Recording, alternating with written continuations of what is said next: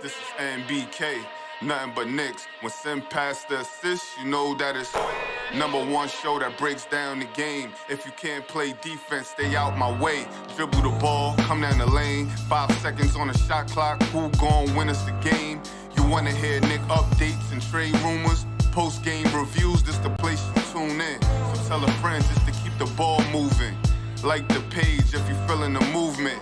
Every game we coming to win. Give us a sub like a player that came off the bench. This is NBK, nothing but Knicks.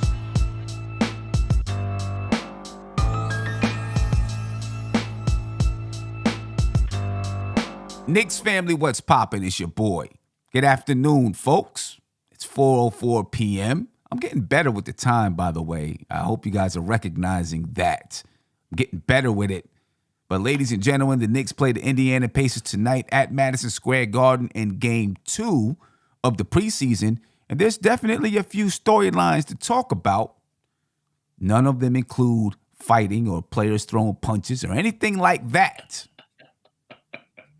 Got Uncle Fulio and Andy in the building, ladies and gentlemen. We're going to get ahead and get this one on. Uncle Fulio, what's popping with you, brother? How you feeling? Salute, Sam. Of course, none of this had anything to do with fighting or throwing punches or someone leaking a video out to the public.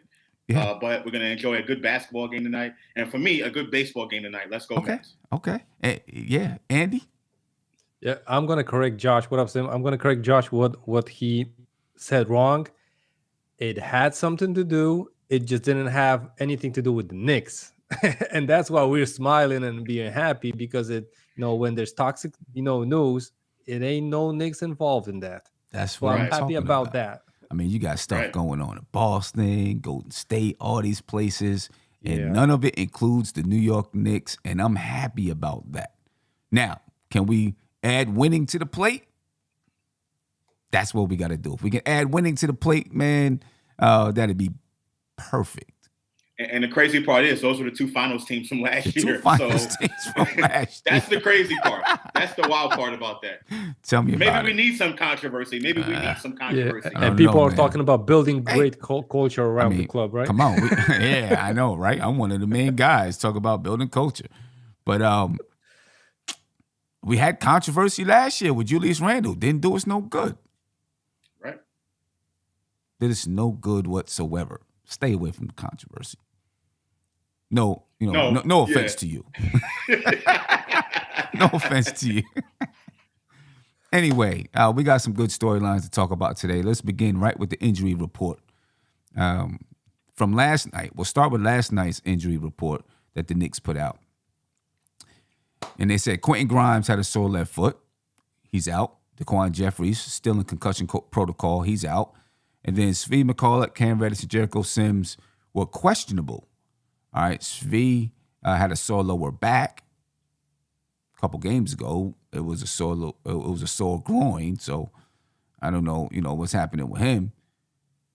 I guess those two could go together in the right situation. A sore back, a sore groin. I won't go any farther than that in that conversation, or farther. However, Jericho Sims, sore right groin. Cam Reddish with a sprained left ankle. All questionable. But then today, the Knicks tweeted out that Cam Reddish is available and Evan Fournier is out due to rest. So my question is, does Cam Reddish step into that starting lineup? Or is it IQ? Or is it Derrick Rose? Who do you think steps into that starting lineup for Evan Fournier today? Josh, I'll start with you. Sam, I'm going to go out on a limb here. And I know fans are not going to like this, but I think it's going to be Derrick Rose. Oh. For the simple fact that Cam himself is coming off an injury, or off of an ankle, sprain or what have you. You know what I'm saying? So I think Cam himself is going to be limited in this game. And I don't think he starts the ball game for the Knicks. I think it will be Derrick Rose. I think Thibodeau's going to get an early look at what Derrick Rose and what Brunson is going to look like on the floor. And I think we were talking about it last night. Right. That's what we think is going to close the game, right? So I think Tibbs going to get an early look at how they look to start the game off. And that's what I'm going to go for. Okay. Andy? Yeah, Sim. I actually feel just like Josh said, but I'm gonna say that Evan Fournier is such a great teammate that he asks, Tibbs to take a day off so Cam can show off. So I hope, Fournier said, like, listen, just play Cam so we can see what's gonna happen. But Tibbs is gonna, start D Rose because he wants to, that team to gel and to mesh. Yeah, but to be true, Sam, this is the preseason. I'm not, I was thinking that in the first game we're gonna see like 30 minutes, 32 minutes from the starters and stuff like that. We saw Mhm. Deuce in literally in the first quarter, I think even. So I was like, Yes, second quarter. We saw yeah, Deuce in maybe the the second second quarter. quarter, Second yeah. quarter. But he was like so early. I was like checking, the time on the clock. I was like, I'm getting punked or something like that because I didn't expect nothing from Deuce to even maybe not even get burned on the floor. But he was Right. in the first half of the game, so I was like, shocked about that. We saw, and what I was more, maybe not more, but also shocked with that we saw actually five bench guys play with each other.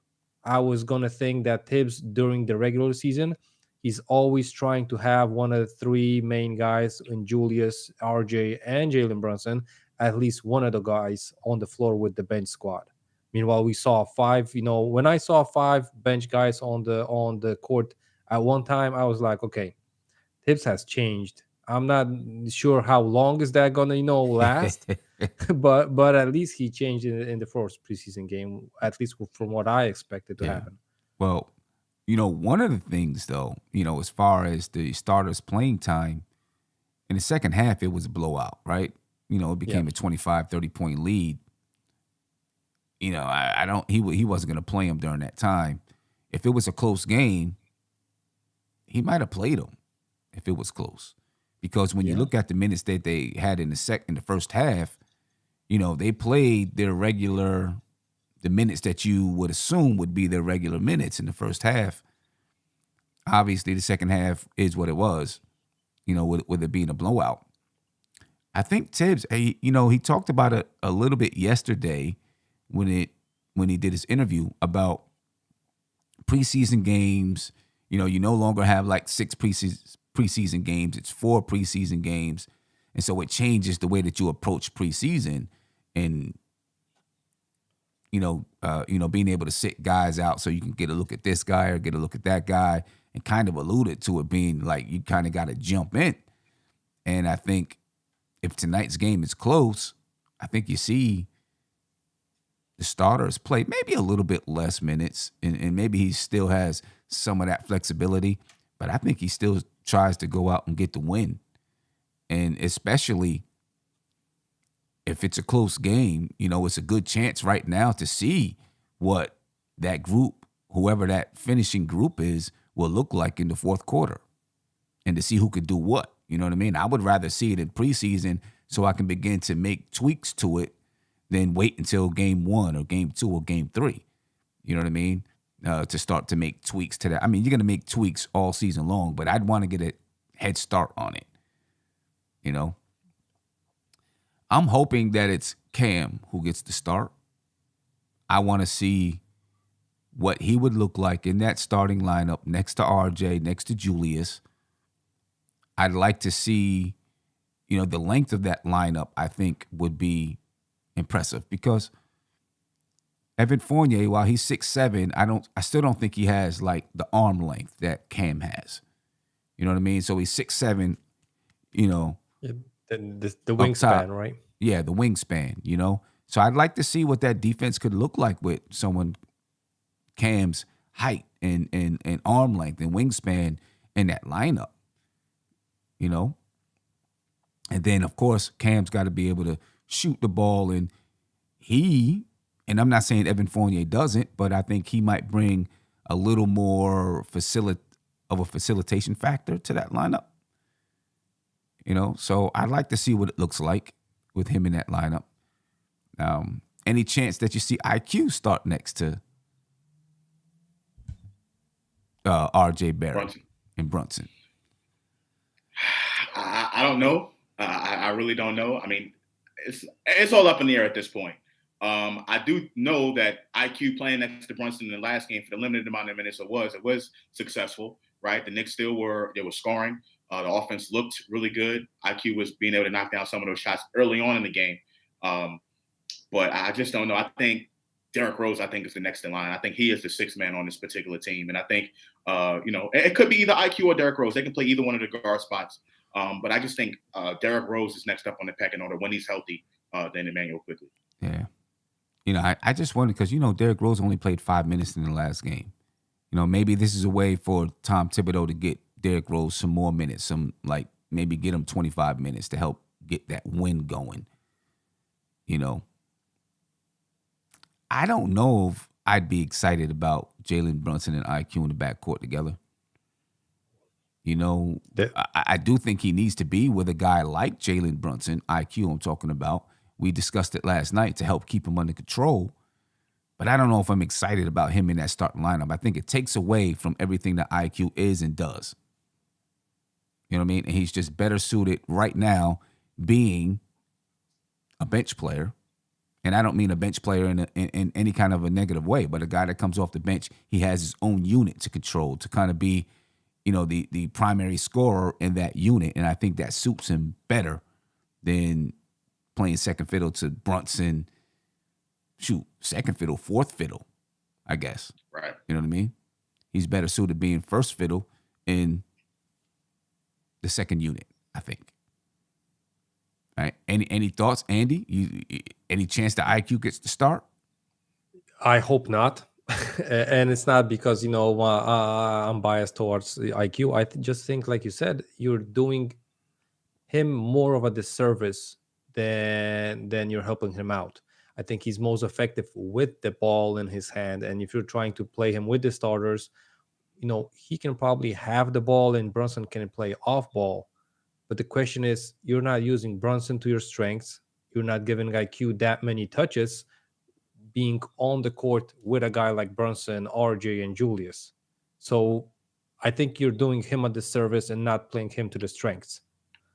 And like you said, I'm also a fan of him being, harnessed, a little bit hold back, with his shot selection and, and even, dribbling the ball and stuff like that. But I think you're going to lose so much from the IQ that fans love, and even from what Tibbs loves, that is going to hurt him more than anything else.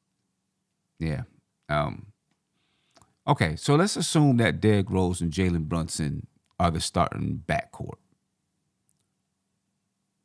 What do you expect, and what would you want to see? Andy, I'll start with you and come back to Josh. And ladies and gentlemen, the phone lines are open. Please give me a call, 516-362-5212. Still memorizing the new number myself, but give me a call. Go ahead, Andy. Yeah, so what I would expect, I'm still expecting from the team, not only from the backcourt, but from the starting lineup and from the whole team as a whole, that they're going to share the ball. There's going to be great ball movement. It's not going to stick, and it's not going to be heavily, based towards a certain player. I mean, like Julius Randle or RJ or Jalen Brunson. I hope they're going to move so the defense can settle to defending one player. They're not going to be sure who's going to be able to score and stuff like that. Last season, we saw sometimes just from the jump that if the ball goes to Julius, the rest of the team just can strut back on the defensive end. I hope that's not going to be the case, and I'm not seeing the case being with, a backcourt with Jalen Brunson and Derrick Rose playing together. What worries me in that kind of a lineup is stretching the floor, because D-Rose can make a three, but I don't think he's considered a 3-point, shooter and a threat. So I don't think he's going to stretch the court for the rest of the team and the lineup to help them out on the offensive end. And I'm not going to lie, as far as my feelings from the first game, I think the opposite team, they went on, on the offensive end at Jalen Brunson. I think they were testing him on the defensive end, and we saw even Cade and the rest of the guys. I'm not saying that they had success, but they were testing Jalen Brunson's defense. And I don't think that playing aside a guy like D-Rose is going to help that factor much. So I would rather see the length of Cam, or even, if Grimes was, available, a guy like Grimes instead of D Rose. Okay. I don't think Grimes is available Yeah, because he's not available. right. I'm just saying that, Okay. if that was the case, I'd rather match up, Brunson with a guy like Grimes, with a guy like, Cam, Right. instead of a guy like D Rose. Okay. Yeah. And just real quick before I get to you, Josh, I seen someone in the chat asking if Grimes was available. And no, he's not available. What you see right here is an update from last night's injury report that the Knicks put out. Okay, so last night they put out that Quentin Grimes is out due to a sore left foot. Daquan Jeffries is out due to concussion protocol. McCulloch is out questionable with a sore lower back. Cam Reddish was questionable with a sprained left ankle, and Jericho Sims questionable with a sore right groin. And then today they made an update. And the update is that Cam Reddish is available and Evan Fournier is out due to rest. Okay, so that's the injury report. So no, Quentin Grimes will not play. He is out for tonight's game. And again, like I said last night, the injury still concerns me. I'm still concerned about his injury, So, all right. Oh, Josh, let me get to Josh. What would you be expecting from that lineup? How do you want to see them play it, etc.? I agree with Andy. But I think the only thing I would add is that I think RJ Barrett, would be probably the person that they would use to shoot the basketball. I mean, he shot 3 for 5 from 3 last game, from 3-point range. His shot does look improved. And I think, you're going to see more of RJ Barrett being kind of a spot up kind of shooter. Still have the ability to put the ball on the floor and kind of create, in the pick and roll game. But I do think you're going to see more 3-pointers from RJ Barrett because of the limitations of Derrick Rose and Jalen Brunson. I think the ball will kind of get taken out of RJ's hands a little bit more in this type of scenario because of Derrick Rose being pretty much ball dominant and Jalen Brunson. But I think in that particular scenario, now that, Grimes is not going to play, and if Cam Reddish does not start, I think you would see a lot more of RJ Barrett doing spot up shooting and things of that nature. Okay. All right. That's the one thing that concerns me with guys like Rose and IQ in that lineup. Those guys, it's almost like if you would have had Donovan Mitchell in that lineup and RJ was still there, those guys are going to be, they're going to be able to penetrate. They're going to have the ball in their hands too, especially IQ. You know how IQ plays the game. But Derrick Rose is going to be a guy that when he gets the basketball, he's going to look to break down the defense. And then it does relegate to RJ to being a corner shooter, right? A catch and shoot guy. And I don't know if we are using RJ to the best of his ability if he is relegated to being a catch and shoot guy. And that's the reason why I think Evan Fournier fits into that lineup so perfectly, because he doesn't need the ball in his hands to do anything. So Sam, let me ask you a question. What about Cam Reddish? What difference? Because Cam Reddish, I don't feel like he can be a catch and shoot guy. So what difference would that mean? I guess, obviously the positions are going to be different. Rose playing the 2, or Cam Reddish playing the 3, RJ moving down to the 2. But what's the difference in those lineups? Cam Reddish is not a type of, doesn't need the ball in his hands. He needs the ball in his hands to operate as well. See, he does. I think he operates better with the ball in his hands. But if you watch Cam Reddish play, I see him hit the open spot plenty of times, like slash to the basket, find the open spot to cut to. You know what I mean? He did it a lot last season. They didn't always find him, but I think he does a really good job finding the open seams within the offense to hit, without having the ball in his hands. And so that's what I would be looking to see him do within this offense. And the defensive end, of course. And then, of course, on the defensive end, he has the wingspan and the length to add, to the defense and hopefully make it a stronger defense. But that's where I would see Cam Reddish fitting in with those guys on the offensive side without the ball in his hands. You know what I mean? He's not necessarily a catch and shoot guy from the 3-point line, but I think he does do a good job flashing and slicing and slashing through the lane. You know what I mean? So I think you could use him in that manner. And he has the length to be able to do it. And, you know, if you send Emmanuel Quickley is not a slasher, neither is Derrick Rose. But if you wanted to send those guys slashing through the lane, I mean, there's, you know, between 6'2" and 6'4", I don't know how much success you're gonna have with those guys doing that. You know what I'm saying? You know, so and also, Sim, if I can add on the offensive end, maybe it's only my feeling, but if you have, you know, the starting lineup with D Rose compared to with Cam, I think Cam is going to be the release guy, the guy, the position that Obi plays in the you know in the bench unit. Mm-hmm. That, you know, 4 guys go for the rebound. Meanwhile, Cam leaks out, so he can stretch the floor like vertically or horizontally. Vertically. So yeah. you know, yeah. So you know, he can stretch the floor that way. And with Tibbs's, you know, points of emphasis in pace, that's gonna, you know, quicken the offense way, you know, further than just dribbling the ball up, right? So I think that would be also a thing to take a look at. Yeah, because I don't think nor Julius nor RJ can run and leak out as fast as Cam. Any concerns about that cutting roll, as you say, Sim, or that slashing roll with Cam's ankle?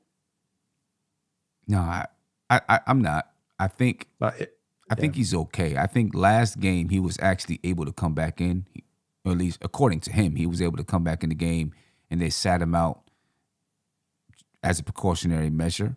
You know what I mean? So I think if he's out there, I think Tom Thibodeau expects that he can go. You know what I mean? I was gonna say if he's, you know, dressing up, I'm expecting him to play his game. Right. If he's not able to do, you know, to play to his strengths, it's better for him to sit it out. Yeah. Right. He becomes a liability at that point. Exactly. Let me get to the caller on the line. Caller, you're live. Please tell me your name and where you're from. Sim. It's your boy, Rodney, bro. What's the word? Rodney, what's going on with you, my man? How you feeling? Chilling, bro. Just came back home. Finally caught you guys live. I said, let me reach out to Sim. I saw Uncle Julio was on the line. You know how to get with him. I'm always giving him a hard time on Twitter. Andy, salute, man. But I hear you guys talking about Cam Reddish.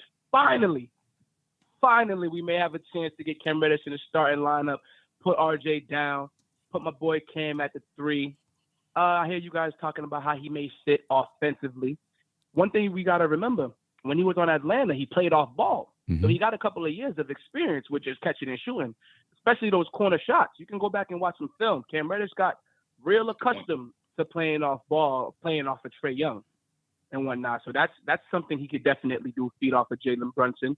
I liked what you guys said about the defensive capabilities, the length, the athleticism. He could definitely slide his feet. Mm-hmm. I like what Andy said about cherry picking. Definitely something he can do. But although he's 6'8", I need my guys rebounding. But I understand what he meant when he said the cherry picking. Derrick Rose, he needs the ball in his hands. He got better at being able to shoot the 3. But can he catch and shoot though? Is that what he does? I feel like he still needs to create his shot, get rhythm for him to shoot 3. He shoots the 3 off the dribble. Right. Yeah. So I don't really know about just having him stand out there and shoot 3s. Right. Jalen Brunson, maybe, you know, I don't know. I think Brunson can. I think Brunson has the ability to, you know, catch and shoot. I mean, we seen him do it. Mm-hmm. We seen him do it in the previous game. You know, he came up maybe the left sideline. He got it to Randle. Randle penetrated, kicked it out to him in the corner, and he knocked down the 3. Corner shot. Mm-hmm. Yeah, so I think he can do it. I'm not saying Rose can't do it, but when you look at Rose, the way he pulls up, right? It's not like your perfect form shot. You know what I mean? You know, he kind of jumps in, leans forward a little bit, his legs come forward, and I don't think that's conducive to a catch and shoot guy. You know what I mean? Agreed. You know, whenever he shoots that 3, Rose is a rhythm guy. Exactly. He's a rhythm guy. He gets his shots off of a couple of setup dribbles to get a rhythm and then pull up. You know what I mean? Which is, I mean, that's who he is. Obviously, he's great at what he does when he's healthy. You know what I mean? So I wouldn't expect him to be a catch and shoot guy, which leads me to ask you this. If Rose is out there with Jalen Brunson, instead of having Brunson be the guy who, instead of having Rose be the guy who's the catch and shoot one in those type of situations, maybe it is Brunson, and you have moments It where has to you be let Brunson. and you have moments where you let Derrick Rose be the guy that's penetrating, breaking down the defense. Yeah, they can go back and forth. You know. Forth, but I would prefer the ball in Rose's hands in that lineup, for that lineup specifically. But they can go back. I think they can play off each other. Derrick Rose is smart, too. We have to account for IQ. You know what I mean? Like, we have to account for IQ. He's not a stupid basketball player. But I don't think it's conducive to success instead of having Cam Reddish out there. I just feel like it just works better. Me personally, I'm still having this pipe dream. I know it's a pipe dream, so bear with me. In my dream, if it comes true, we got a poor man's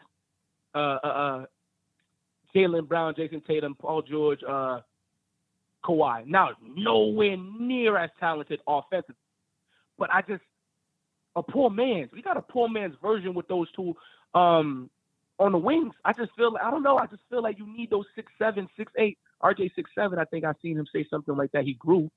You need those tall guys, defensively, offensively, length, disruption, like hands in the passing lanes. I just feel like it works better. Like, we did get a short backcourt with Van Fleet and Kyle Lowry, but I feel like in today's basketball, wings 6'6" and up. And I'm short. I'm 5'7", for God's sake. Hey, depends on the league that you're playing, man. Depends on the league that you're playing. Right. I feel like we need height. Yeah. If you play in a 6 foot and under league, then you can be a wing. You be a wing. Yeah. Why are you violating me? I'm just saying, you could be a wing. Oh man. But no, for real, I'm gonna end it on this though. Cam Reddish, all of us, all the basketball, praying to the basketball gods, stay healthy, man. It's preseason. Give about 75 to 80% effort. Calm down, please. No injuries, man. No injuries. And if we do start to pile up injuries, tank for Wemba. You know how I'm coming, Sim. Oh boy. Hey man. Hey, Sim, I'm gonna reach out to you on the DM because I need to get on the panel, man. Okay. All right, let's talk. I appreciate you. All right, bro. All right. Appreciate you. Have a good one, fellas. You too. Salute. So if Derrick Rose does end up starting at that shooting guard spot or guard spot, whatever you want to say, where do you see who comes in that second lineup? Because in the previous game when Cam went out, it wasn't Farron Hunt that came in, right? It was, what's his name? I forgot his name now.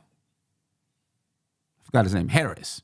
Well, Deuce. Okay, Deuce. So you got Deuce. All right, there you go. Yeah, it's going to be Deuce. Yeah. So answered the question right there. If it's Cam Reddish and you got if Cam Reddish starts and you got Emmanuel Quickley and Derrick Rose in the second unit, it's not going to be Deuce then, right? It would probably be either Farron Hunt or Harris that steps into that lineup. What do you think? I think the Knicks can go with a three-guard rotation. I don't expect Derrick Rose to get that many minutes this game. So I think Deuce will play if it's that type of scenario. But I do agree with you. I do think it's going to be IQ and Derrick Rose first. And then, whether they limit Derrick Rose's minutes, then you'll see Deuce McBride out there. But I think if anything, the Knicks will go to a three-guard rotation. I think they're Thibodeau has hinted at that in the past, that he likes going to a three-guard rotation. Just for offensive purposes. I think defensively, the Knicks are fine defensively. I know people will talk about the length and all that, and I get it. I totally understand it. But I think offensively, I think Thibodeau wants to improve on that side of the basketball, and I expect him to go with a three-guard rotation. Yeah, okay. In that second unit. All right, let's take a look at the Indiana Pacers and the New York Knicks starting lineups. Right, and we don't know exactly what the Knicks lineup is going to be with Evan Fournier being out, but we just kind of talked about it a little bit, and we'll look at the matchups and break that down a little bit. All right, the projected starting lineups for the New York Knicks is Jalen Brunson, and then at the shooting guard spot, either IQ, Cam, and you know what? I didn't think of, I thought of Rose, but I just didn't think that he would be the next one in line to start. But we can We'll change that. IQ, Cam, and Rose. Or Rose, right? So Jalen Brunson, IQ, Cam, or Rose. RJ Barrett, Julius Randle, Mitchell Robinson.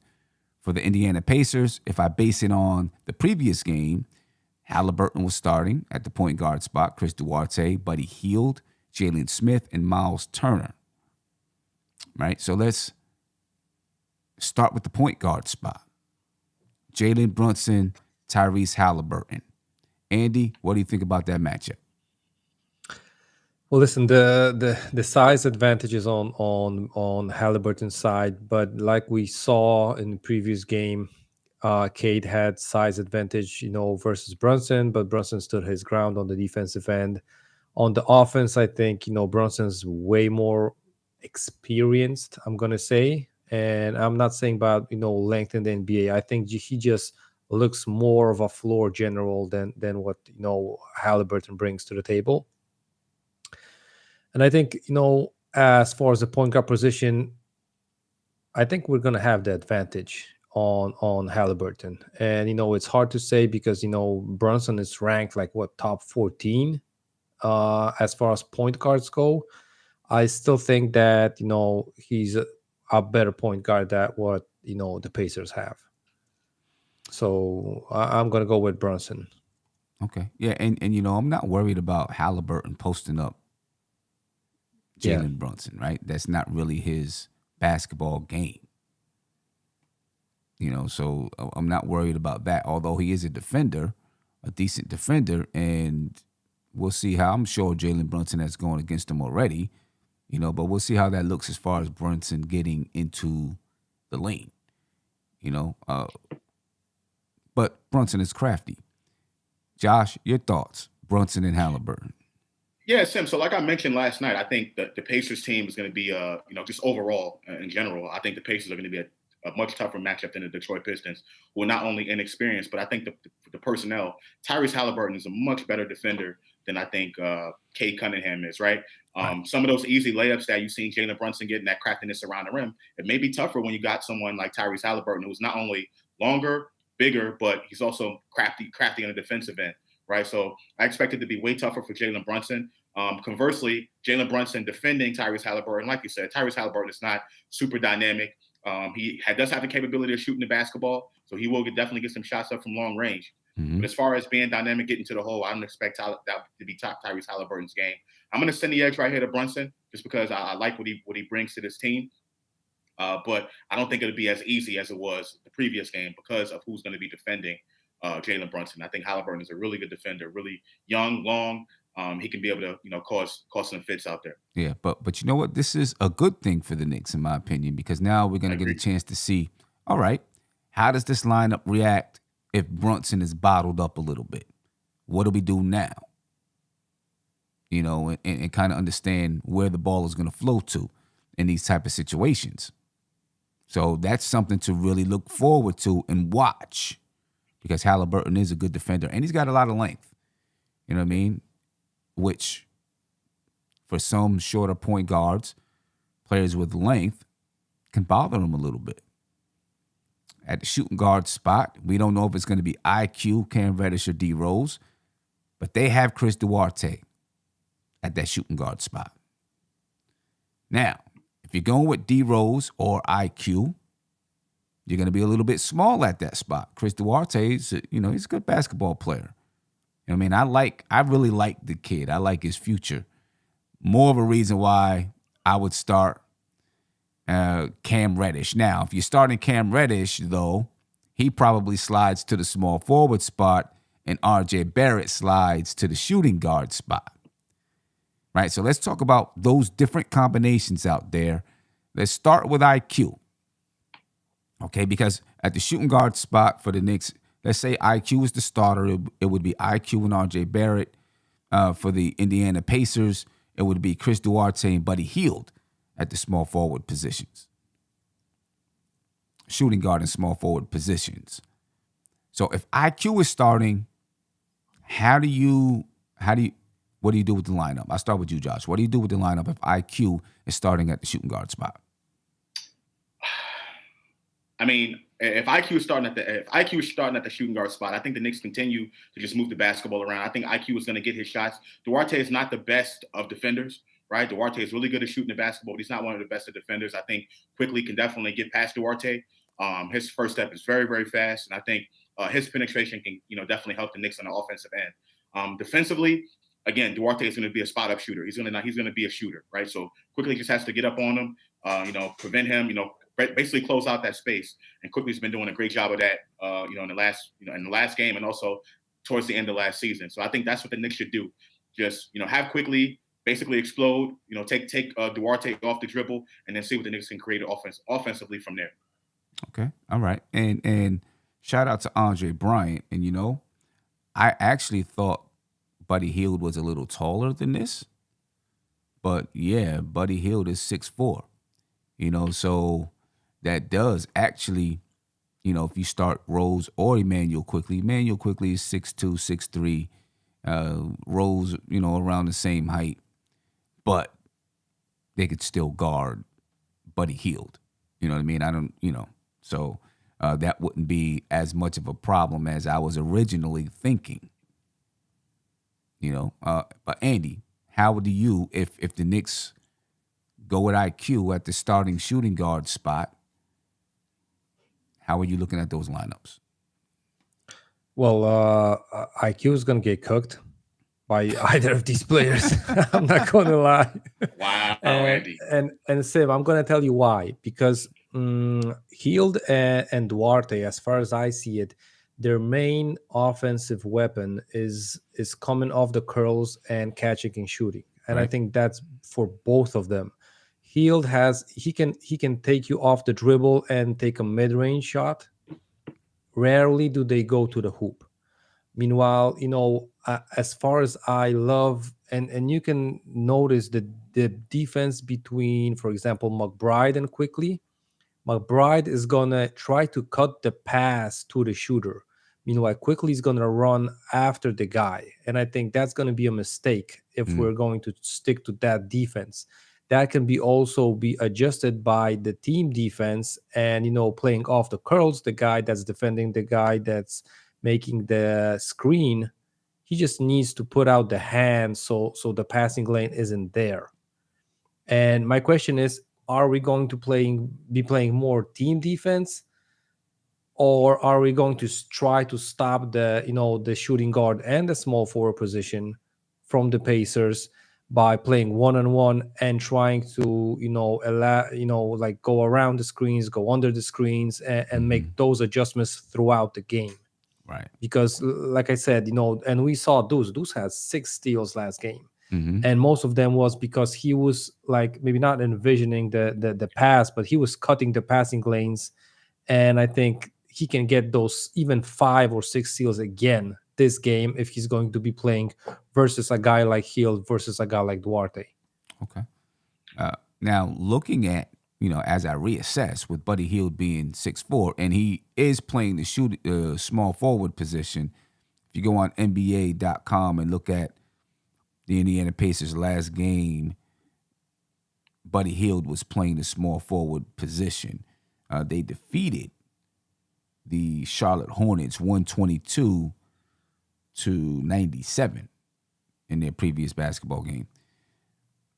But if I'm starting IQ, I'd probably have IQ guard Buddy Hield, RJ Barrett guard Chris Duarte. I agree with you. IQ would be chasing, but I would rather have IQ chasing than RJ Barrett chasing, I think.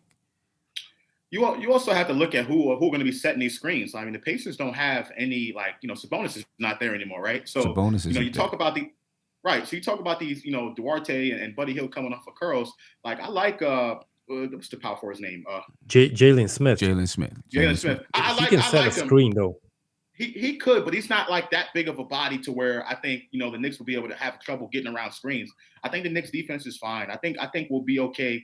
Getting in those passing lanes. I mean, if we miss a 1 or 2, and they knock down those shots, so be it. But I think the Knicks are aggressive enough, and I don't think that Jalen Smith is that big of a threat from the screen setting standpoint that we have to worry about it too much as far as the matchups. And I don't think Duarte is going to cook anybody. Well, I don't think That's what his game is. Well, I'm not worried about really, getting over. I'm worried more just about the chasing.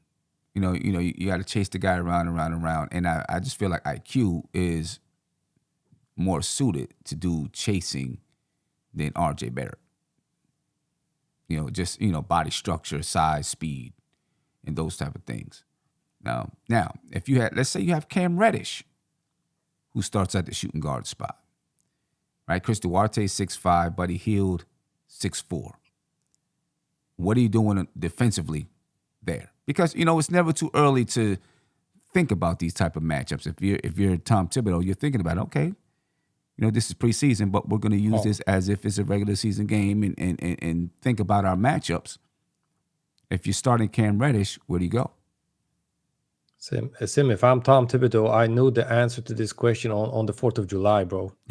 before I got my roster set, I knew that what I'm going to be doing before, versus the Pacers and shooting guards like that. Listen, I think Cam has an advantage versus Quickley. Even if the tactic is to chase the guy, he can recover and try to block that shot when the guy is going up because he has the length of that. Even if he goes under the screen, he has, those couple of inches of length. It's the, stretching the arm out might be cutting that passing lane. But, I still think personally we should go with team defense and the guy that's setting up the screen. His defender should be able to try to, close that gap and like disable the pass. And because, listen, in the NBA, the plays are so crisp on this level of basketball that I don't think you can, if the play is ran, perfectly, I don't think there's any defender that can break up the play. And, the defense, just praying so the shot doesn't go, that ain't good defense. I would say for that particular lineup with Cam in there, that's probably the Knicks' most versatile starting lineup, right? Yeah. So there could be potential for the Knicks to switch, right? You can go ahead and switch. Cam Reddish, I think, can guard against, some force in the NBA. I think he can guard against Jalen Smith that far from the basket. I think that's possible. And Duarte and Buddy Hield, they're not going to take you to the basket. They're not going to, the mismatches may be there as far as the size, but they're not going to take you to the basket and take you off the dribble, which, could assist Randle. I think Randle can do a good job coming out defending on some of those guys. So I think that could definitely be in the cards and be in the works. But, I definitely think, it's not a detriment having Cam Reddish out there defending. I think with his length, with RJ's length, I think they could be able to, possibly fight over those screens and maybe jump a few and, play above those screens to kind of, prevent those passes. Now, the thing is, you just got to watch out backdoor when in those situations. Yeah. So. Yeah. Now, and Sim, can I say just one word to what Josh said? Mm-hmm. RJ, he, like you said, you're worried about RJ chasing guys after the screen. So RJ is trying to use his body, his strength to cut that lane that the dude is supposed to run through, right? And then that's the situation where he gets beat backdoor. When he closed the lane, for the angle, for the, how do you call it? The route of the guy that goes over the screen, he closes that with his body and his strength. And the guy feels that he can go through RJ because it's going to be an offensive foul. That's where he cuts. And RJ isn't that fast because he's more of a strong defender than a fast defender. And that's why he gets beat, backdoor. That's a side of the thing that he sleeps sometimes on defense. Yeah. I do agree that they'll be able to switch. I want to ask you this though, Josh. You said earlier, you laughed and chuckled, said, "I'm not worried about Chris Duarte." Why not? Well, I mean, I don't want to disrespect Chris Duarte. I know Chris Duarte can knock down shots. That's pretty much what his game is. But as far as taking people off the dribble, that's not Duarte's game. He's a shooter. Right, that's what he's a catch and shoot kind of guy. He's a shooter. Now he's lethal from there. Don't get me wrong, but I'm not worried as far as taking him off the dribble. If we're talking about just straight up spot up shooting, we just got to close out, right? Because that's what you have to do against a shooter. But outside of that, Duarte is not going to take you off the dribble. He's not going to he doesn't have a quick first step, right? That's not his game. So that's the reason why I'm not really concerned about it. But see, I think he does more than just spot up shooting. I think he's a little more crafty than just a spot up shooter. You know what I mean? He may not blind you with crazy speed, but I think he has a nice mid range game. He can pull up, so I think he can create his own shot in ways. You know what I mean? So he is someone like, for example, if he gets an IQ on him, right? I think he has the ability to take IQ into the post, and knock down a turnaround jump shot or a mid-range shot or whatever over IQ or even a Derrick Rose.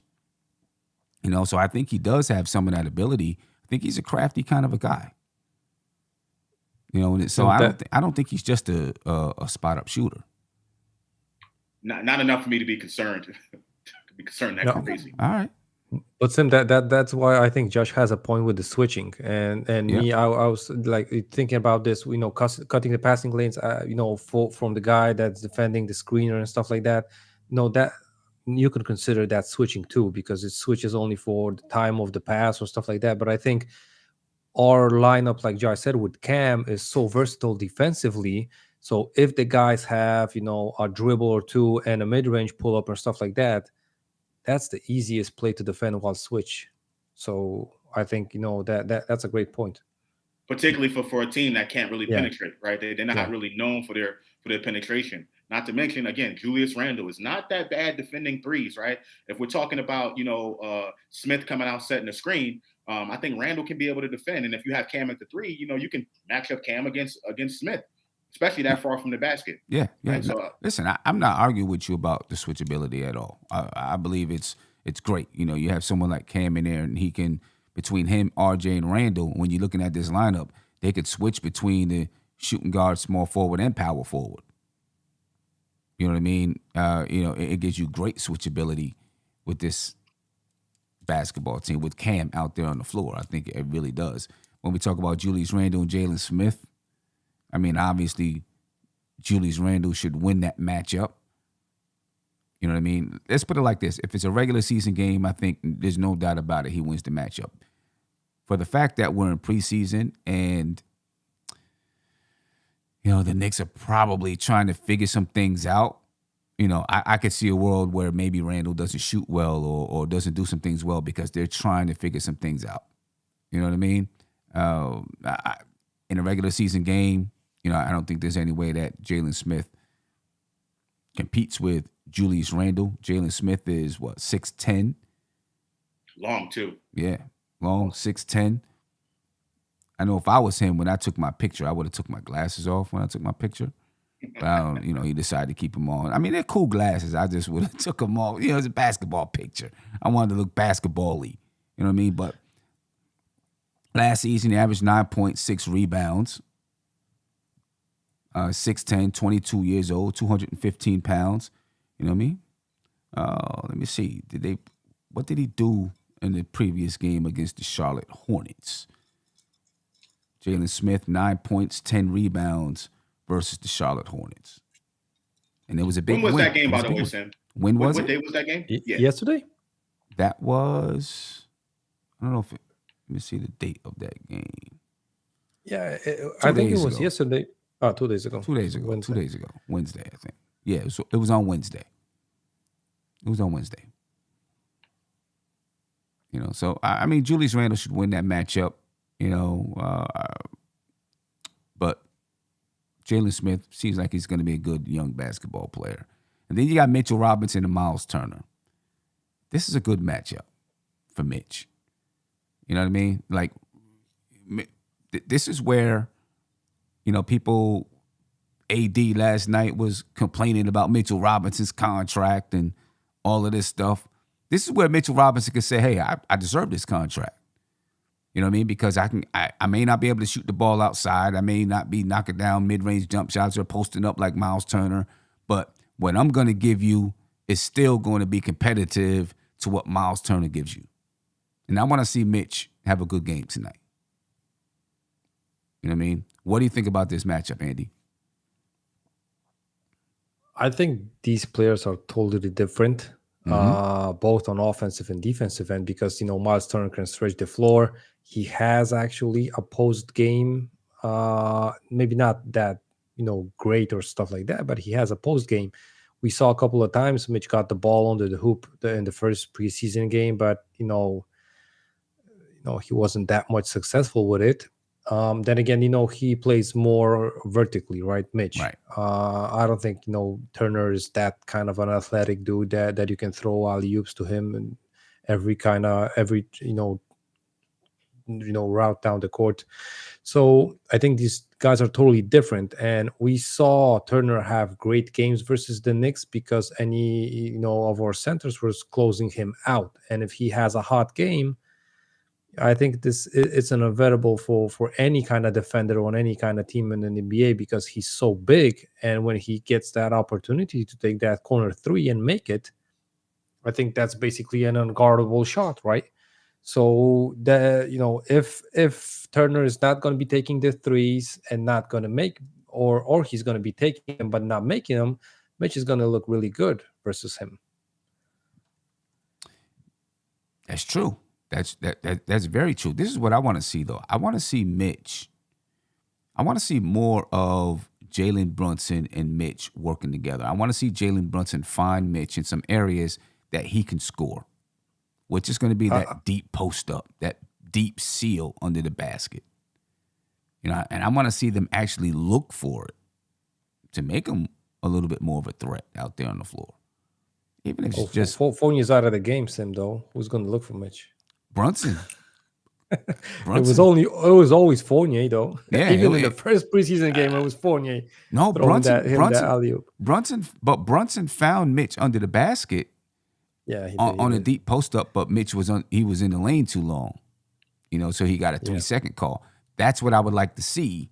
Tom Thibodeau talked about it a little bit yesterday. Just Mitch starting to develop his offensive game a little bit, and that Brunson could possibly help. I want to see it.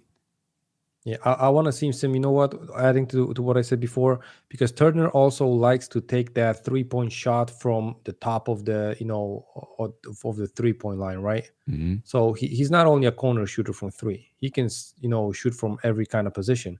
So I'm kind of curious, how are they going to try to defend, Turner up there? Because if Mitch ain't going to be under the hoop, what Tom Thibodeau loves to keep him, right? Because we're packing the paint on the defensive end. I'm curious how high is Mitch going to be coming out for Turner to defend that 3-point shot. Right. Okay. Right. And this is where the only concern that I kind of have about the Knicks defensively with this matchup is, we can talk about, Jalen Smith going out to set those screens, right? And then the Knicks can be able to switch off of those. Let's say Miles Turner goes out to do that. They have a lot of different options at their disposal, right? First of all, we already know about the prowess that Miles Turner could potentially do from shooting behind the arc. So you're talking pick and pop situations, things of that nature, right? But also, you can't really switch Mitch on to Duarte and all these other guys that can knock down 3-point shots. I think that's the only weakness. And on top of that, you'll be taking Mitchell Robinson out the paint, right? Which is a staple of the Knicks defense. So that's just the only thing that I'm concerned about. I think the Knicks will be able to kind of figure it out. But it still concerns me a little bit. And we already know about, probably one weakness in Mitch's defense for sure is defending against that three, right? Defending out, in space on the 3-point line. Did a good job last game, right? I seen him, the first steal that he had, breaking up the pass. But that's still an area of improvement that Mitch needs to focus on. So it's going to be interesting to see that. Yeah.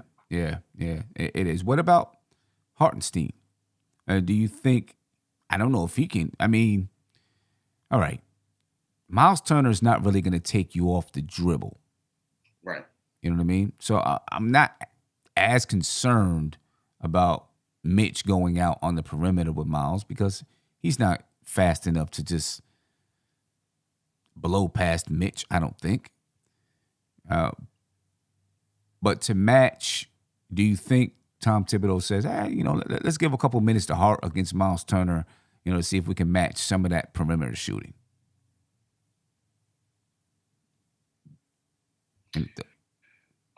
I think it's possible. I think it's possible for the Knicks to go that route. But I think the biggest reason that you'll see Hart in there is to give Mitchell Robinson a breather. I don't think Thibodeau is going to try to match, shooting from the 5 position with the Pacers are putting out there. I don't think that's what Tibbs is going to look at for the game plan. I do think Maybe perhaps I have to see more Hartenstein defending against the long ball. Obviously, last game they didn't have much of that. So we still have to find out what Hartenstein can really bring us on the defensive end from that standpoint. But I don't think Tibbs is going to just put Hartenstein out there just to try to match, the 3-point prowess from the 5 position that Hartenstein could potentially bring. Okay. But now I'm going to say one thing. I think that Hartenstein is going to double or maybe triple his 3-point output this season. I do. Listen, Tibbs was telling Nerlens Noel to shoot the 3 from the corner. Taj Gibson to shoot the 3 from the corner.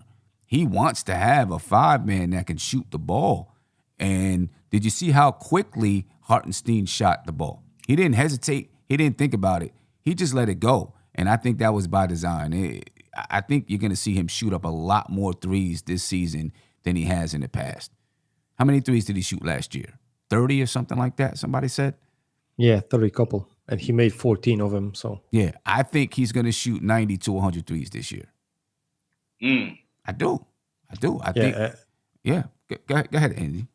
Yeah, I think that's going to be easily. Listen, we saw Tibbs ask his centers, to take 3-point shots. I still think, I was going to say fear, but I still think that Mitch is not going to be taking that many 3-pointers.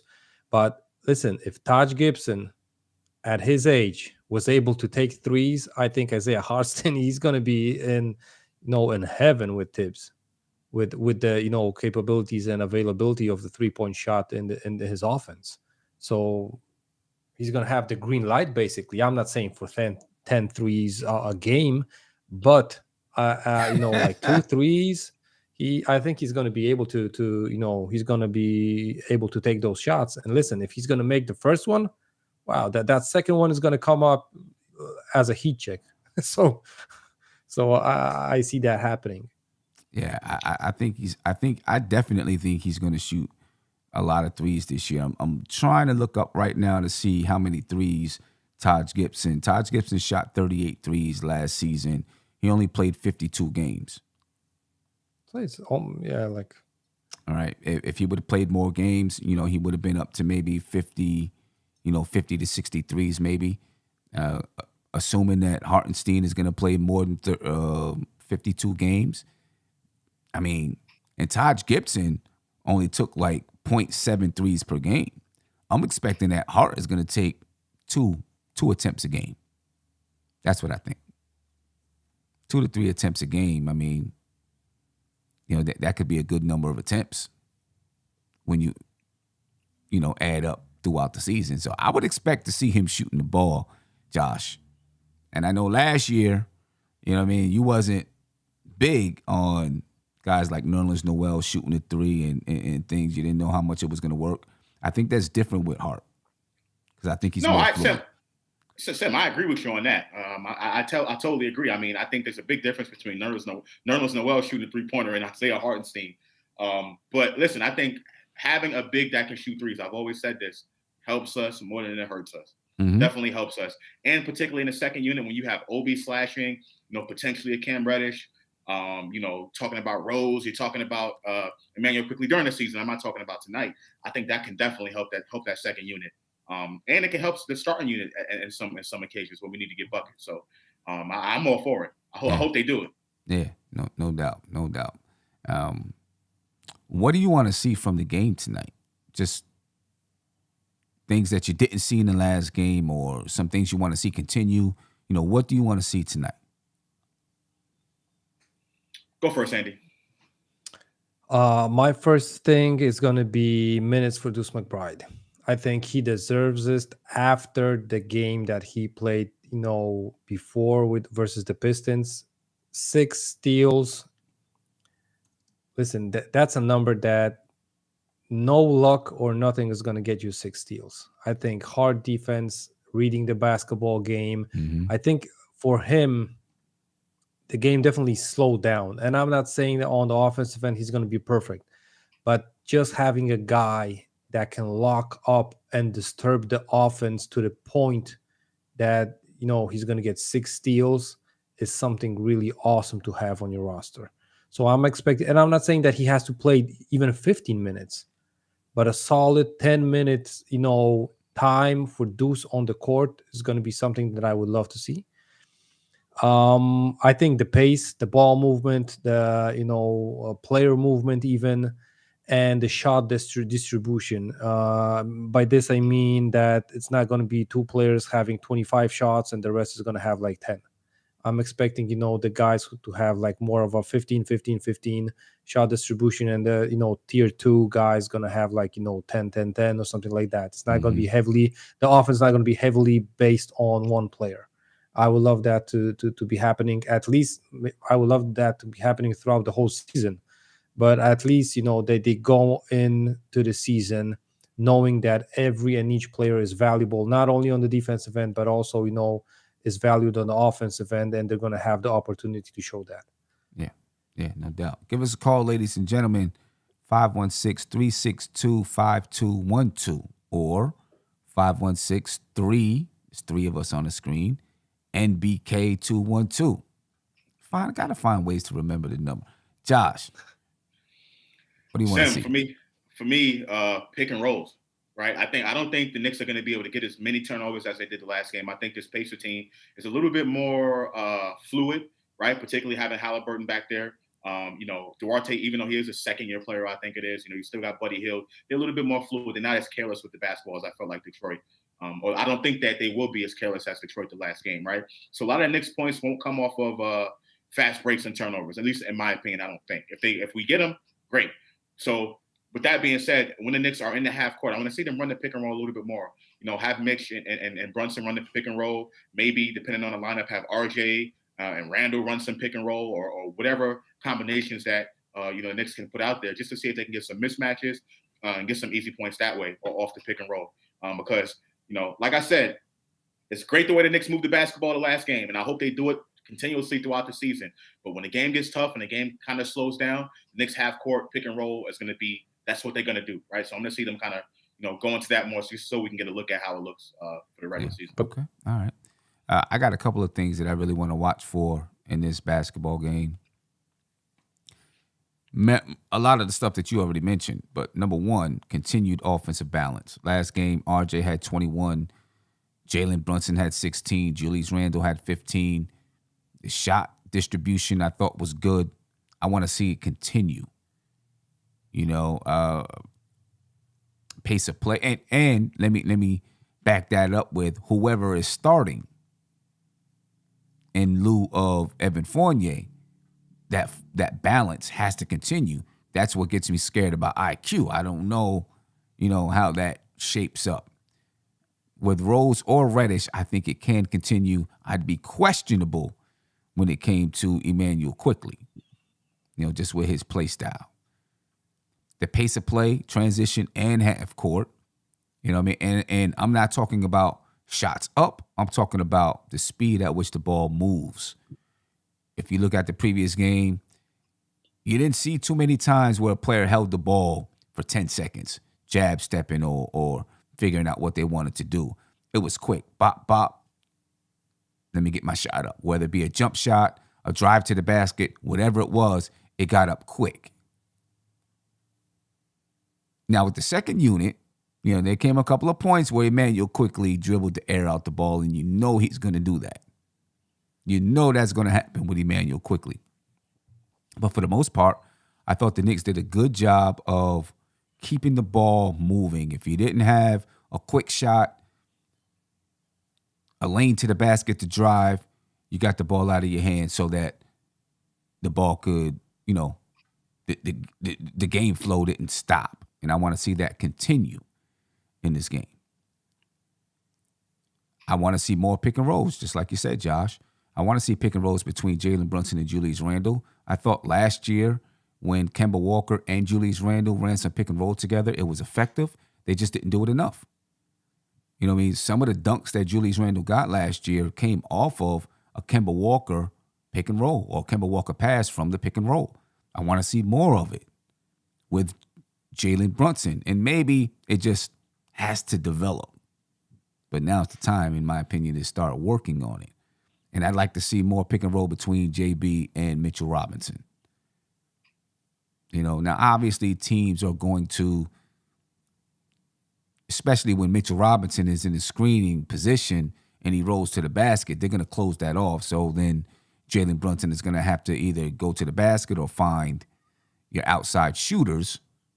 You know, if you're knocking down a shot, then you may get that pick and roll open up. But I just want to see it more. See him begin to develop it and find more ways to get Mitch involved in that offense. I mentioned it just a few minutes ago, less ball stopping from IQ. You know what I mean? He's going to get his stretches where he just runs up and shoots the basketball. And it might be 3, 4, 5 times in a row. You know what I'm saying? I guess I can live with that if it's fast shots. I don't want to see him catch the ball and dribble, go in, come back out. Dribble, go in, come back out. I don't want to see that because then that really slows everything down. You know what I mean? If you're going to run up and shoot it, I guess just run up and shoot it quick. I don't know if there's anything that we can do about that's just his style of play. Sim, I understand. I'm totally with you. I want to see the ball move too. But I think we still need to have some of that. Like we were talking about Randle before in this isolation, right? I think there's going to be times where you're going to have to, depend on a player to be dynamic. And I think IQ can become that player. Now, I agree with you. I do think it gets out of hand at times, right? But that's IQ's game. Like there's going to be games where IQ just gets hot and the Knicks are going to be able to, the offense is going to be created based off IQ being dynamic. But I'm not talking about him getting hot. I'm not talking about him getting hot. When he's hot, you let him rock. But IQ does it when he's not hot, trying to get hot. And Sim, when he's hot, he's making fast decisions. He ain't dribbling. When he's hot, he's chucking them up really fast. So yeah. And I get it. I know he's going to do that. And I'm not trying to take it away from his game. I just want to limit the amount of times it happens. I'm with you. That's all. I want IQ to play his game, but you got to limit the amount of times that it happens. Because if Derrick Rose is starting, that means he's going to be out there with Miles McBride, and you don't have that senior person in your ear saying, "Hey, chill out for a second." He's basically going to be in full control of the offense out there and can do whatever he does. I'm going to pay attention and see how many times he takes 3 shots in a row without anybody else taking a shot. I'm going to pay attention to that tonight. Because I know in the first game, I know what happened a couple of times in the first game. I mean, I just don't have a problem with it as much as you. I think that's what IQ is. And I just want him to be him. Like you said, I just want him to be him. I don't think it's cost us games. I don't think IQ's play like that has definitely cost us games. But I think that play has definitely helped us win more games than it's helped us lose. But I understand. Me personally, I don't think a player, unless they are just straight up hot, your point guard should run up 3 times in a row and not pass it and just take a shot 3 times in a row, unless you are hot. You know what I mean? Now, if you took, if you came down and you said boop, boop, boop, boop, and the ball came back to you, that's one thing. But to just dribble up the court and I'm going to the rack, or I'm going to pull this 3, or I'm going to and pull whatever kind of shot, I don't think that should happen 3 times in a row. Sim, and I know why you're saying this. I know why you're saying this, Sim, because you envision yourself playing with a guy like Quickley, and you would be mad at a player like that. Hell yeah, I'm the same way. That's why, Sim. That's why I just needed 5 games from Quickley's NBA career to notice that. I was like, I would be pissed at this guy when he would be on my team. Hell yeah, I would. Taking those shots and stuff like that. I come down and be like, yo, and see what he doing. Like, come on, man. Exactly. So I know I would. But that's what I want to see. And then continue defensive intensity. I thought the Knicks came out in a preseason game and played really good, intense defense, and I want to see that continue. You know what I mean? Like really set the tone for the season now for whoever's in the game, whether it's your starters or guys that's going to play in the G League, play with that defensive intensity. You know what I mean? Where I want them to start the culture, if you want to say, or whatever you want to, however you want to say it.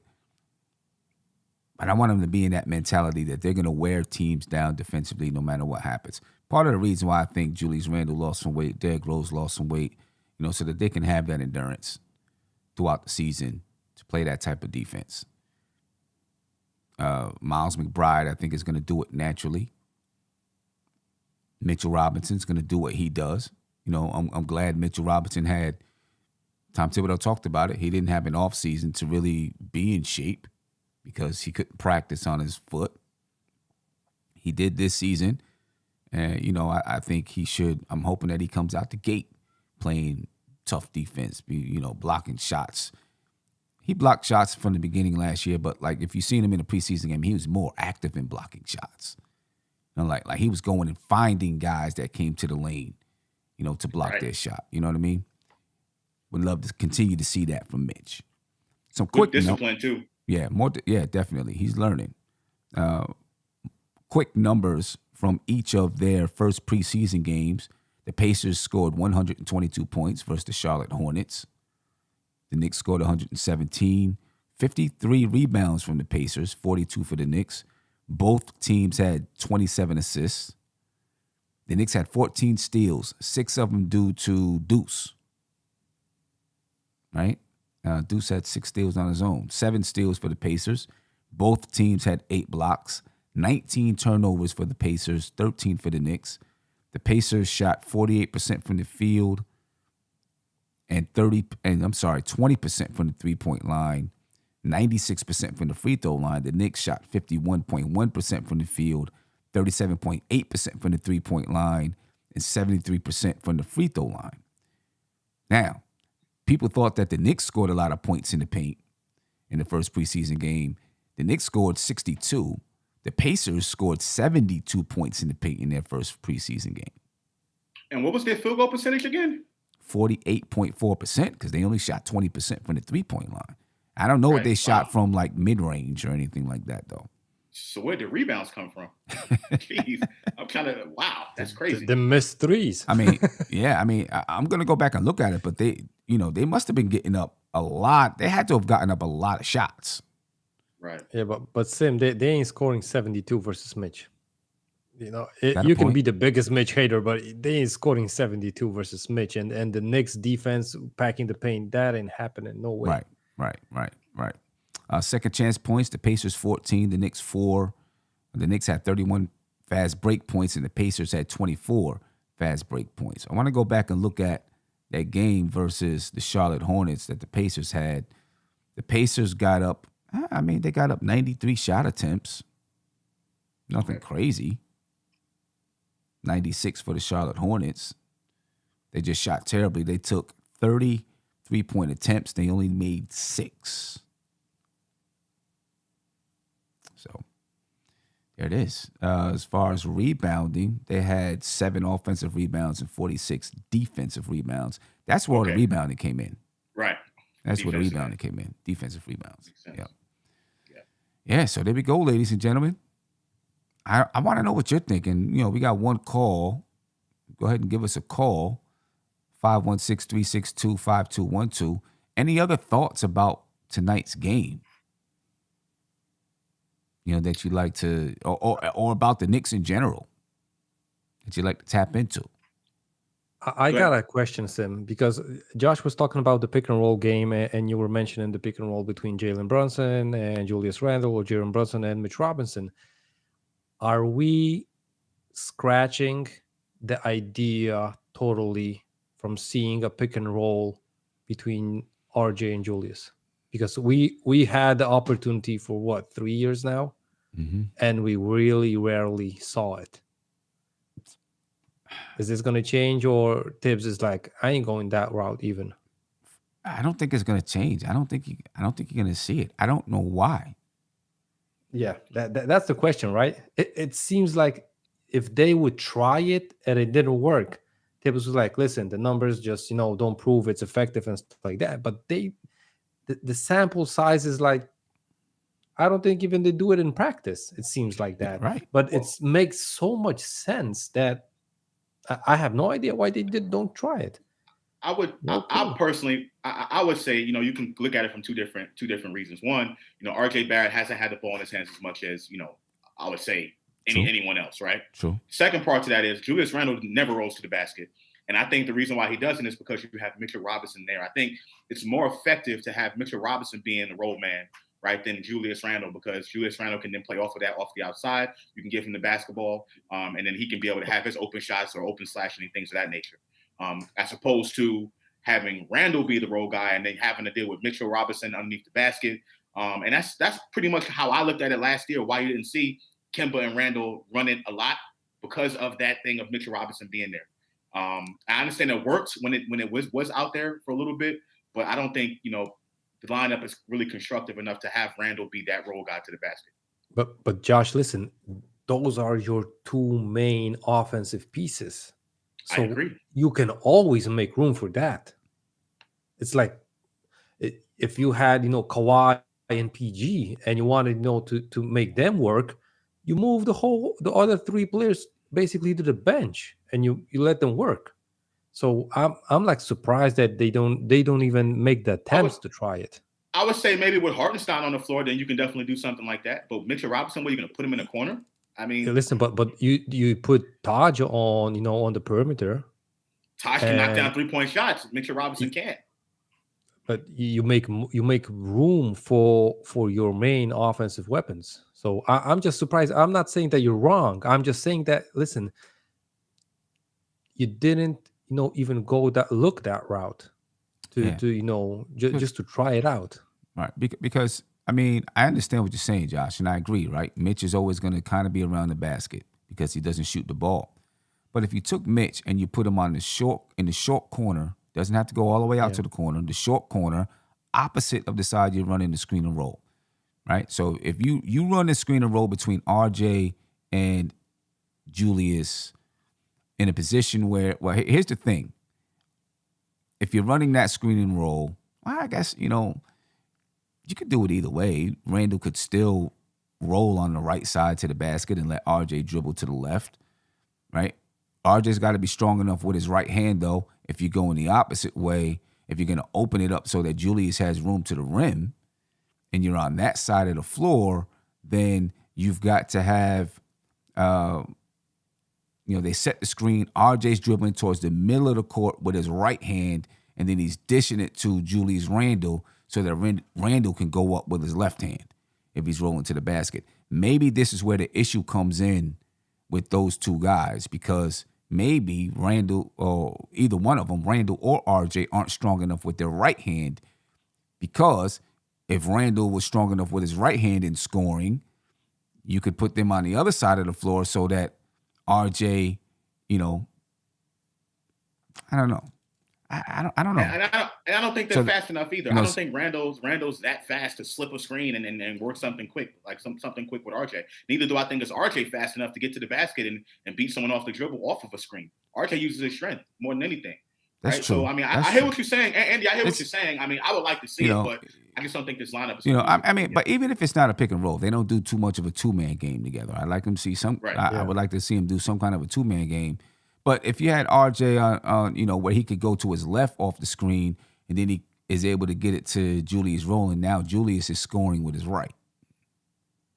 You know what I mean? And how strong is he scoring with his right? Now, he can go up with two hands if it's wide open. So, I mean, I think it's possible for those two guys to run a screen and roll, because you can put Mitch in a short corner, and wherever you have Randle rolling to the basket, he's a guy that can pass the basketball. If he catches it off the roll and Mitch's guy closes up, then he can dip it to Mitch in that short corner, in that dunker spot, and hope that Mitch is going to get a dunk. Maybe the issue comes in with them both being left-handed, and not that they're left-handed, but them both not having strong opposite hands. Let me say that. Right. So maybe that's where the issue comes in.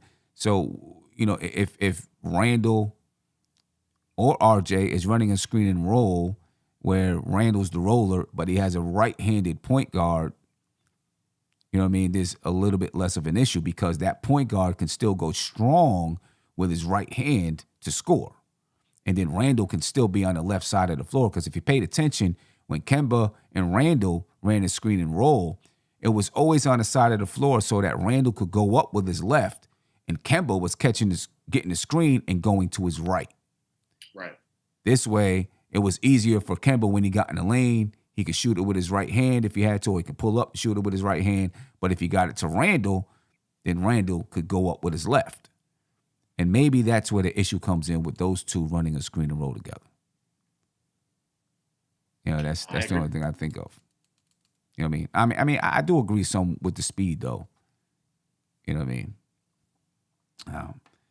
But even some kind of a two-man game, though, just a little bit more two-man action between the two, I think would benefit the team.